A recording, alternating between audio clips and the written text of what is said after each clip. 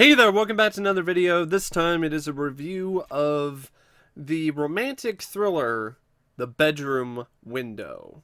Now, this is, in my opinion, an underrated, overlooked diamond in the rough that barely nobody talks about.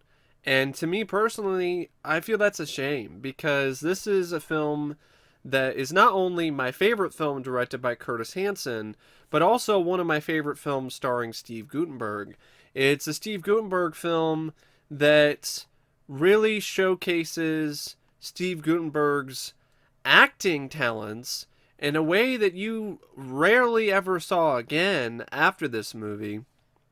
And it's slick, it's stylish, it's entertaining. It's one of those romantic thrillers that is actually genuinely romantic as well as thrilling. So it isn't one of those romantic thrillers that's just all sex and no thrills. Or just a thriller that's trying to be romantic, but it isn't successful at doing that at all. So it's one of those films that really does do an excellent job with those two elements. And I think that's something that is incredibly overlooked when it comes to this movie, because not only do you have Isabelle Huppert in this film just being an absolute gorgeous, sophisticated debutante, but you also have Elizabeth McGovern in this, who is also sexy, but in her own way, in a more down to earth type way, a less affluent, less. I don't know if less sophisticated isn't the right way to put it, but definitely a more down to earth type of sexy, where she can pull off being just as sexy as the traditional beauty, but in her own unique way. One thing I definitely don't like about this film is this fucking cover art. This cover art is trash. This is terrible. It makes it look like Isabelle Huppert. Isabelle Huppert is like the main character. She isn't. The movie poster is so much better. The poster that was used on any of the other home video releases. It's mysterious. It grabs you. It pulls you in. This is just garbage. It makes it look like a direct-to-video erotic thriller, and it's not a direct-to-video erotic thriller. It's actually a really solid romantic thriller with a great cast, excellent direction by Curtis Hanson, and a really solid pace despite a fairly lengthy running time, and a story that's engaging, thrilling, intriguing, and interesting. So it's directed by Curtis Hanson, and before this he had done a few films, but he didn't really. This was arguably his first really big project, especially his first thriller. Before this he did some TV movies and a few other low budget films, but this is the first movie where he had a considerable budget to work with. I mean, this film cost 8.3 million, which back in 1987 is a considerable amount of money. You can see some of it on the screen, but in other instances you can't. So it's like one of those films that's like, why did it cost that much? Is it to pay Guttenberg's salary? Well, why did it cost $8.3 million? So the film is also a labor of love for Curtis Hanson, because it's based on a book called The Witnesses by Anne Holden. And Curtis Hanson, he read the book and he loved the book, and he had been trying for 15 years before this film eventually was made to get an adaptation of that film produced, and he wanted to be the one that was going to make it. But Paramount had the rights for the novel for 15 years and did nothing with them until soon before 1987. So when Paramount wasn't going to do anything with it, their rights expired. DEG, Dino De Laurentiis' company, decided to get the rights, and Curtis Hanson also helped spearhead that a little bit, and that opened the door for Curtis Hanson to finally make the adaptation of a novel that he loved. And you can see that in every frame of this film. You can tell that he was so passionate about this project. From the way he sets up his shots, from the risks he takes with some of his shots in the film, some really risky but really unique stuff.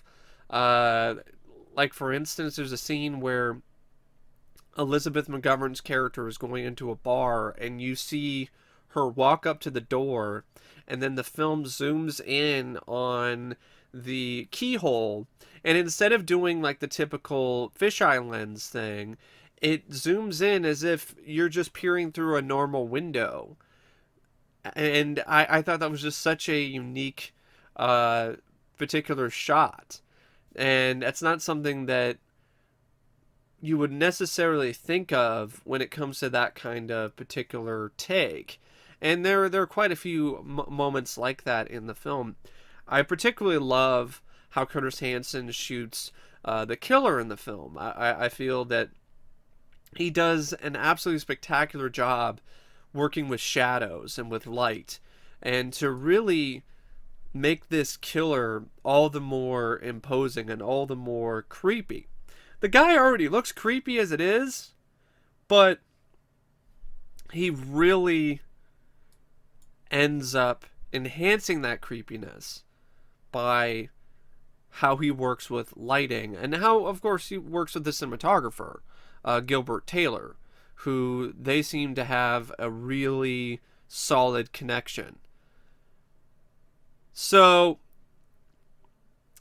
it also is written by Curtis Hanson. So Curtis Hanson, he directed the film. He also wrote the adaptation of the script. He added Elizabeth McGovern's character Denise to the story. She was not a part of the original story. And if you ask me, he improves the original story as a result by adding another really solid character to the overall plot line. The cast, I personally feel, is absolutely perfect for what Curtis Hanson is trying to do here. Steve Guttenberg plays Terry Lambert, and he's the film's lead. And Steve Guttenberg is an out-of-left-field casting choice, and that's a big reason why the film works as well as it does, because of the fact that you got Steve Guttenberg playing a character who isn't trying to be a total comedic foil. Like, it's not a comedy. So he has personality, and he has some moments where he's witty, but he also has some moments where he has to get in a little bit of an action sequence. Well, not your typical action sequence, but there's a little bit of a chase near the end, and there's other moments where, he's got to be quick on his feet, and he's got to escape from the police, and he's got to do all these other things. And so he's known to being this comedy guy, and his character in this is not a comedy guy. He's a regular old guy who is understandably smitten with Isabelle Huppert's character. He's had a crush on her for years. Her character, Sylvia Wentworth, and he's living his dream because she's actually returning the favor. And despite the fact that she's married, he's still going along with it because, honestly, who wouldn't? When you see Isabelle Huppert in this, like, yeah, it's cheating, but like, if you had an opportunity to get in bed with her, like, wouldn't you fucking do it? I know I would. I wouldn't hesitate, whether she's married or not. I don't care. That adds a nice bit of adventure and intrigue to this overall script, because it makes it so the characters in this film are interesting. They're a lot more complex. They're not just stereotypes. They're not just one note. So you have characters who are willing to take risks. Yeah, Terry Lambert is technically, he's not technically, he is. He's making love to a married woman. But it's one of those things where that doesn't necessarily make him a bad guy. it's one of those things where it actually enhances his character because it adds more layers to his character. And Steve Guttenberg apparently was chosen because Dino De Laurentiis, he wanted him as Terry because he felt that having him in the role would put a spin on it. Because he felt that Steve would be somebody that the audience would not expect to see in that situation. And he was absolutely 100% correct. Because to this day, this is one of Steve Guttenberg's most unique films in his filmography because of that fact that he's in a situation, a thriller, a suspense film, which is something that he hasn't really done, if I remember correctly, before or since. So yeah, it was a really inspired casting choice. Isabelle Huppert is also another great casting choice. Like, she was just born to play this type of role as Sylvia Wentworth, just oozing with sex appeal and sophistication. And Elizabeth McGovern, who was already in quite a few films before this and was actually a pretty sizable rising star, she's perfectly cast too as Denise. And I love this character. I love how this character evolves from just the victim to someone who takes things into her own hands to try to catch the bad guy, and ends up becoming the ultimate romantic interest for Steve Guttenberg, because initially it was Sylvia, but then things change, and the victim of the attack that Steve Guttenberg's character, Terry, is lying about that he saw to cover up for Sylvia, she ends up becoming the romantic interest by the end of the movie. Like, that's just a really nice twist. It's not that predictable, and it's also a twist that definitely does come out of left field, but it's a good surprise. It's a welcome surprise because it's another thing that just makes the film so much more engaging. Paul Shenar, he's only in it for a bit. He plays Colin Wentworth, Terry Lambert's boss, actually, and the husband of Sylvia Wentworth, and he plays a great rich asshole. Carl Lumbly, who you might recognize from shows like, for example, I think he was in Mantis. Yeah, he was the lead in Mantis, the TV show, and he was also in. He was a voice of Martian Manhunter for Justice League, the animated series. He was in Cagney and Lacey as Marcus Petrie. So he plays a detective in this name, Detective Quirk. And you also have Frederick Coffin, who plays Detective... no, he doesn't play Detective. He plays Detective Quirk. Frederick Coffin plays Detective Jessup. And he does play Detective Quirk. Speaking of quirks, I got my own quirks here, apparently. It can't seem to get names right to save my life. Frederick Coffin, despite having like an awesome name, this is a guy that's been in quite a few films. He was in... Yeah, he's been in quite a few films from the era. Like, he was in Shoot to Kill. He played a character named Ralph. He was in Hard to Kill. He played Lieutenant Kevin O'Malley in that film. He was also in If Looks Could Kill as Lieutenant Colonel Larrabee. And he's been in quite a few TV shows as well. So he's also really solid as Detective Jessup. I thought that Lumbly and Coffin had really good chemistry with one another. They both had differing personalities. Coffin's Jessup was more of a hard-nosed cop, and Quirk was more of the by-the-book guy. Brad Greenquist, who plays Carl Henderson, I personally don't feel that he gets enough praise for his performance in this film, because this is a performance where, in order to make this really work, you have to do most of your job without any dialogue. You have to be intimidating, you have to be eerie, you have to be creepy with just a few looks, with the help of lighting, and with your actions. And he absolutely knocks it out of the park. Like, he's a total fucking creep in this. And it's one of those roles where a lot of people look at it as being thankless, or like, oh, it's not really much of a role. But these are some of the hardest roles to pull off for any actor, because there is not much dialogue at all to really give your character any sort of extra growth. You don't have any dialogue either to really further resonate with your audience. So you are left to your own devices with just, in essence, your innate acting ability to bring this character to life. And I thought that he really did an impressive job doing that. Like, this character was, I believe that he was deranged. I believe that he was psychotic, and I really was quite scared of this character because of how realistically creepy and just untrustworthy and sadistic this guy was. So he really did look the part, and he also nailed the part.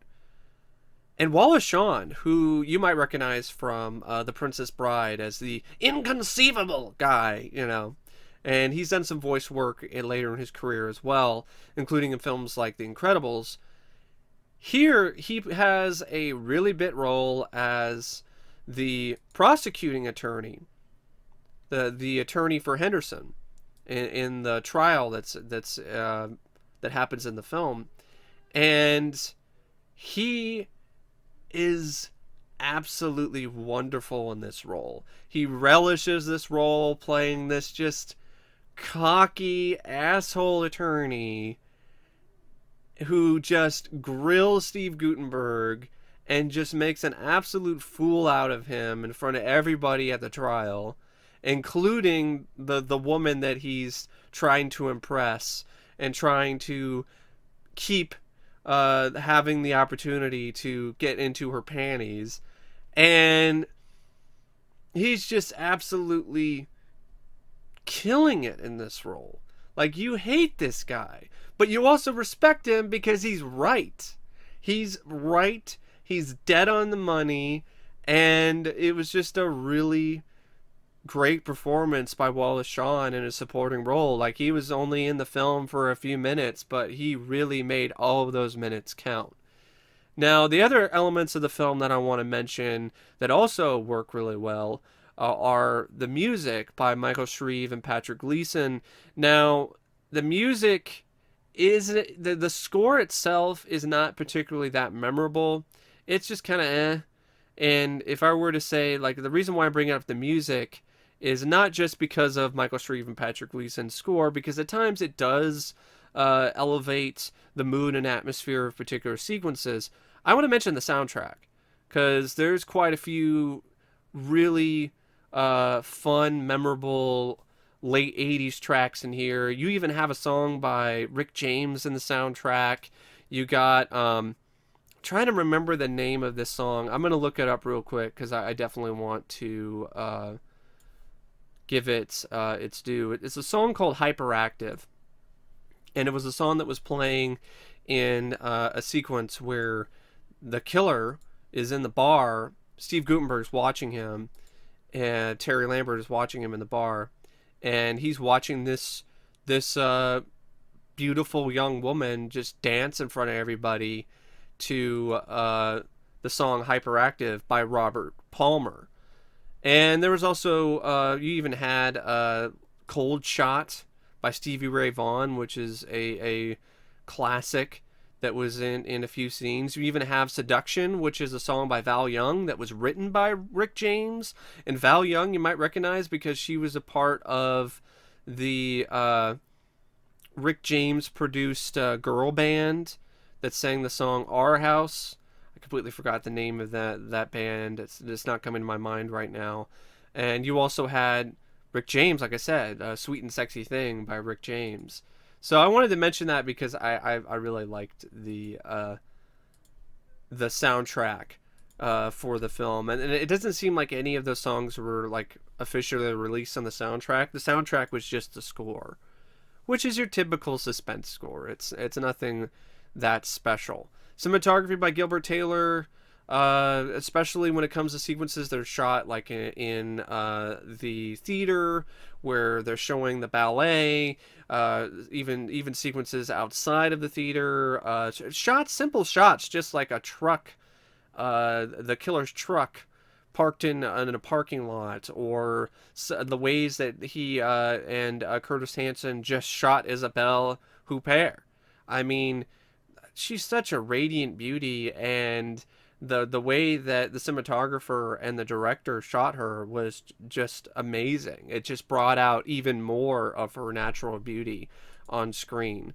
And also the way that they shot the sequences with Elizabeth McGovern's character, especially in the climax where she's going to the bar and she's got the red wig on and she's, doing her whole routine where she's trying to sex it up to get the attention of the killer.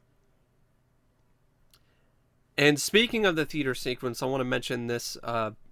This isn't really related to the theater sequence, but this is something that's related to the cinematographer. Because originally, Gilbert Taylor was not the initial cinematographer. He was not the guy that was given the job. It was some Italian cinematographer. And this is according to Steve Guttenberg's autobiography, The Guttenberg Bible. The original camera crew was apparently fired during the first week and replaced by producer Dino De Laurentiis with crew members who only spoke Italian. And soon afterwards, Curtis Hanson insisted on hiring Gilbert Taylor to replace the Italian cinematographer. And that was definitely for the better, because as you can see, the cinematography in this is quite good. And if it was just a bunch of Italians who didn't speak any English and Hanson couldn't really work with them or understand what they were saying, the dynamic would not be the same, and the film probably wouldn't look as impressive as it does in terms of its cinematography. So that's another feather in Curtis Hanson's cap. I mean, this is in a lot of ways his film, and honestly, in more ways than one, because of the fact that he directed it, he wrote it, he's the one that wanted this to get made the most.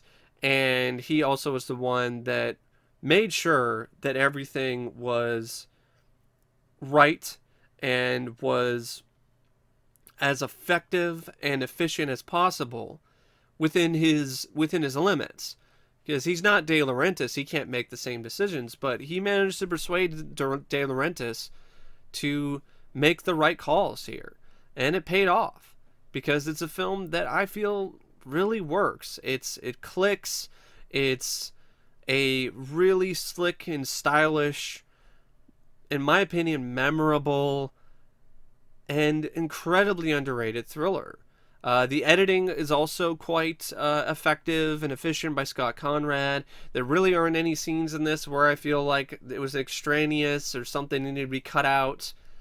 And even though it's 112 minutes, and honestly, that's with the end credits. So if you cut out the end credits, it's not as long.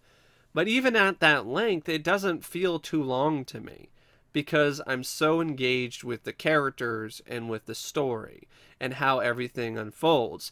Yes, it does kind of go the whole whodunit route with the killer initially, and a little bit over halfway through, it throws that away, and you already know who the killer is for sure. But I'm all right with that, because it's another thing that adds to the uniqueness of this film, because it's not another one of those thrillers where it's spending an hour and a half of the running time with this whole whodunit thing, trying to, figure out who's the killer and throwing out these red herrings to try to get you off the trail and so on and so forth.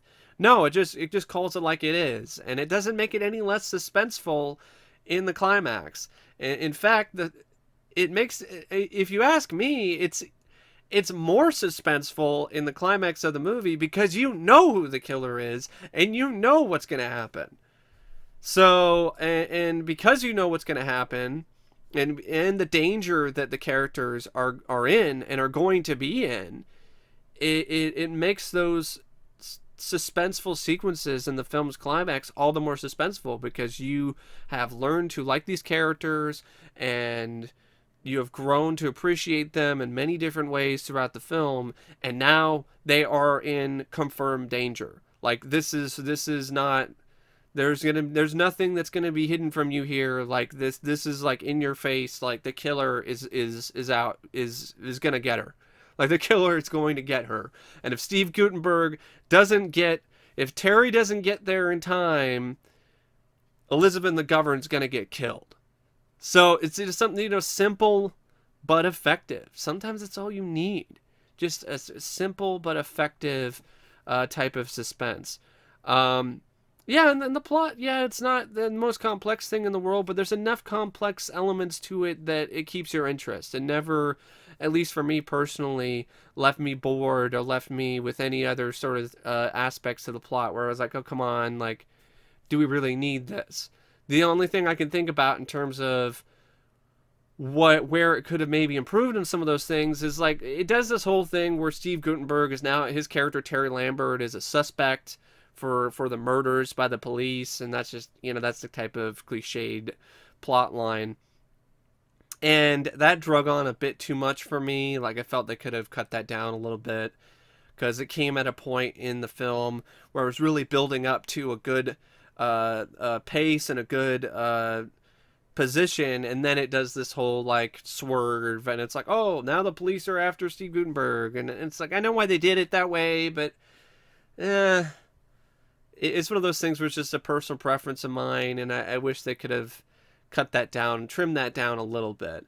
But that's nothing that's against the editor. That's that goes to Curtis Hanson and his screenplay. Apparently it made a little bit of a profit. It cost $8.3 million and it made $12 million in the US. So it wasn't a huge hit or anything, but it also wasn't a giant bomb. And apparently it has a pretty good rating of Rotten Tomatoes. So I guess the film is one of those movies that did get a decent amount of critical acclaim. Now, according to Curtis Hanson, Elizabeth McGovern was like the only choice to play Denise.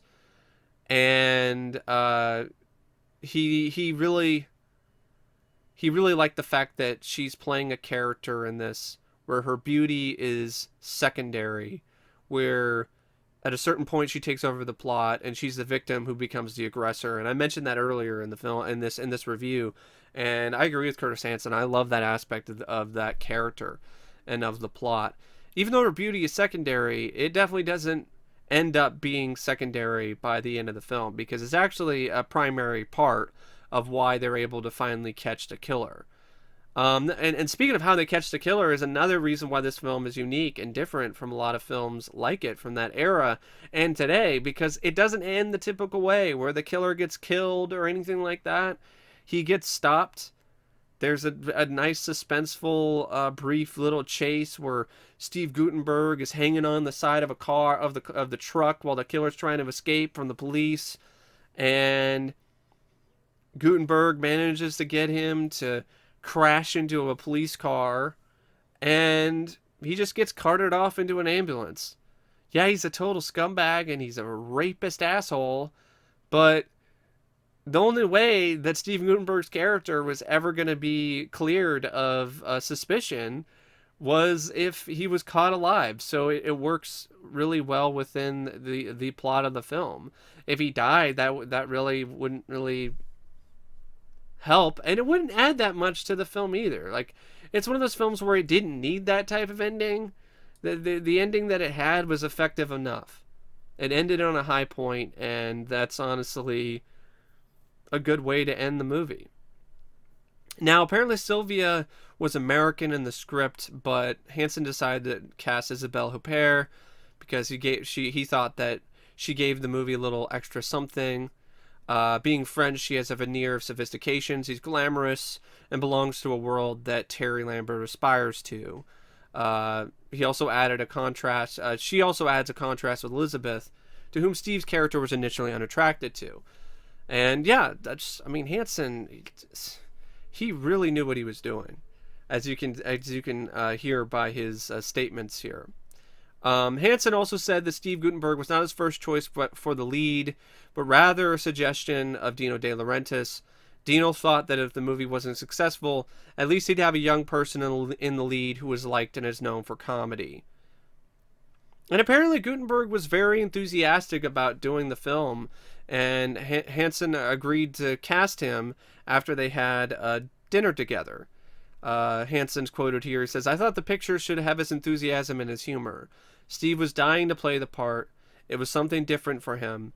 He perceived his character as more of a leading man than a comedian." And that's a great way to describe his character. He really was more of a leading man than a comedian in this particular film.